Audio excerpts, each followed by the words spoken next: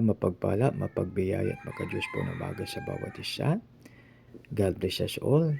Merry Christmas sa lahat. Maraming salamat sa inyo sa ating pagsama na sama-sama tayong pakinggan ang salita ng ating Panginoon. Dito na po tayo sa mga awit 27:10. Akin pong babasahin, itakwil man ako ng aking ama at ina. Si Yahweh ang sa akin ay mag-aaruga. Purihin ang Diyos sa pagbasa ng salita, tayo manalangin. Panginoon, maraming salamat sa iyong salita, maraming salamat sa iyong pagpapala at sa iyong kagandahang loob.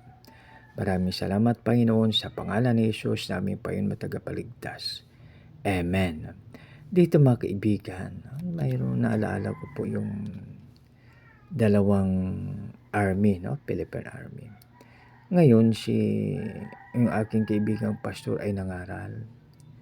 So ngayon ang topic ay tungkol sa pamilya, sa magulang. Ngayon, ang dalawang army ay nagalit. Sabi niya, Pastor, ayaw namin pakinggan.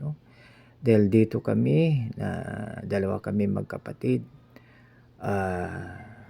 Kami ay hahanapin namin sila at papatayin. Ibig sabihin yung nanay at tatay nila. So, bakit? Dahil pinabayaan daw sila. Itinakwil sila. So, balit mga kaibigan, pagkatapos ng kanilang Bible sharing o kaya Bible study, ngayon, kinausap ng pastor yung dalawang army na yun.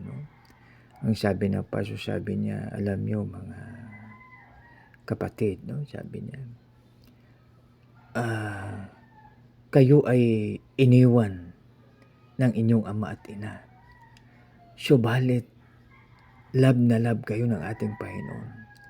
Dahil gumamit siya ng tao upang kayo ay arugain, upang kayo ay tulungan, upang kayo ay ituring na sarili nilang mga anak. Yun po ang ginamit ni Lord para marating nyo ang katayuan nyo ngayon. So ngayon na marinig po nila yun, umiyak sila, Tapos ang sabi nila, bandang huli sabi nila, hanapin namin ang aming daddy at mommy upang pasalamatan. So ibig sabihin mga kaibigan, mas maganda na tayo sama-sama, tayo magtulungan upang ipamalita ang magandang balita. So tulad nito sa ating binasa, ang binasa natin mga kaibigan, itakwil man ako ng aking ama at ina. Si Yahweh ang sa akin ay mag-aaruga. Kaya mga kaibigan, mayroong isa ring nagsabi, sabi niya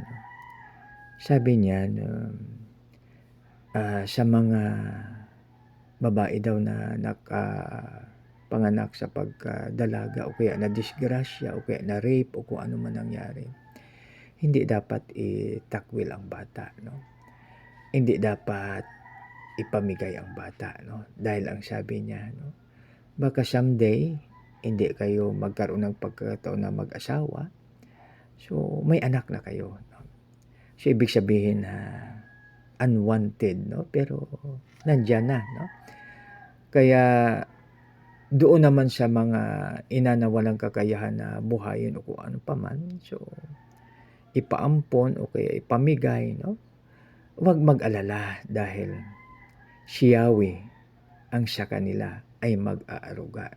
Doon lang po yun sa mga na-rape, mga tinatawag natin unwanted na disgrasya o kung ano pa man.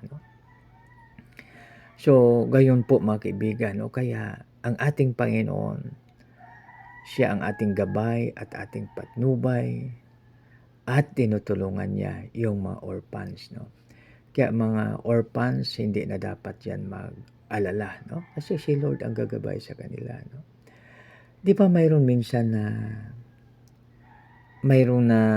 minsan yung galing pa ng Amerika, naghanap ng kanyang maampon, kaya mapalad yung bata na kanyang maampon dahil sa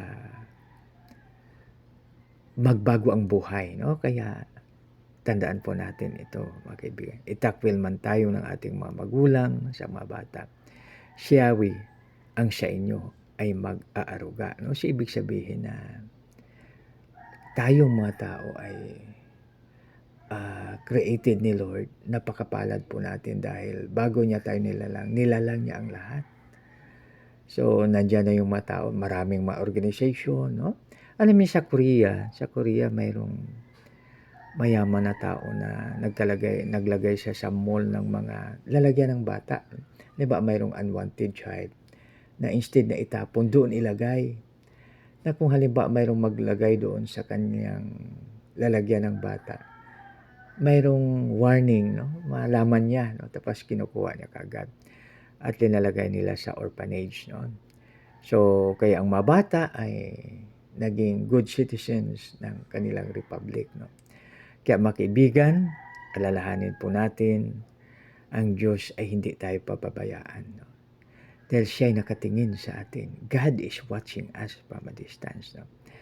Kaya alalahanin po natin, itakwil man tayo ng sinuman ng ating mga magulang, siyawi ang sa akin ay mag-aruga. Subalit, kung hindi lang hinihingi ng pagkakataon ang magulang, ay hindi kanya ibibigay ang kanyang anak. No?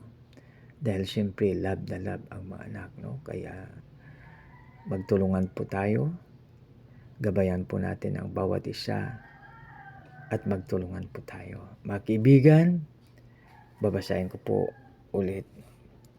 Itakwil man ako ng aking ama at ina. Si Yahweh ang sa akin ay mag-aaruga. Tayo manalangin. Panginoon, maraming salamat sa iyong salita.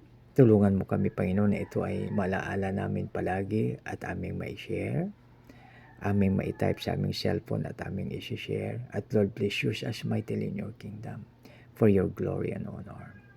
Sa aming dakilang Ama, ang Diyos na Abraham, Isaac at Jacob, dinadanin po namin ito sa matamis na pangalan ng iyong anak na si Jesus na aming Panginoon tagapagligtas. Lahat po magsabi ng Amen. God bless us all. Merry Christmas sa bawat isa.